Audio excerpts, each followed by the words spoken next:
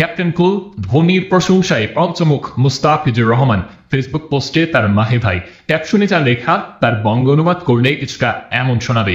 সবকিছুর জন্য ধন্যবাদ মাহি ভাই, আপনার মতো একজন কিংবদন্তির সাথে একই ড্রেসিং রুম ভাগাভাগি করে নেওয়াটা আমার জন্য বিশেষ এক অনুভূতি। আমার প্রতি বিশ্বাস রাখার জন্য ধন্যবাদ।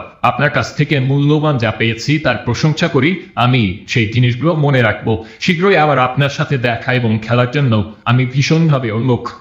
এই লেখাগুলোর নিচে নিজেদের ছবি পোস্ট করা আর ঐতিহাসিক সেই জার্সি আর নাম্বারটা তো জগৎ বিখ্যাত, আর সেখানে একটা ধোনির সিগনেচার করা।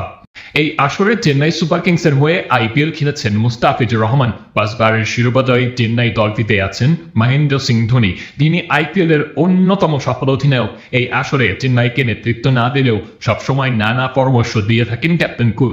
সেই পরামর্শই দারুণভাবে কাজে লেগেছে মুস্তাফিজের। আইপিএল শেষ করে বৃহস্পতিবার মুস্তাফিজ দেশে ফিরেছেন। এরপর সামাজিক যোগাযোগ মাধ্যম ফেসবুকে করা এই পোস্ট।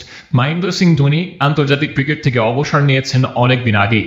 আইপিএলে তবুও দেখা যাচ্ছে ধোনির ম্যাজিক। এই বয়সেও দলের তরুণ ক্রিকেটারদের সঙ্গে চেন্নাই সুপার কিংসকে চ্যাম্পিয়ন করছেন।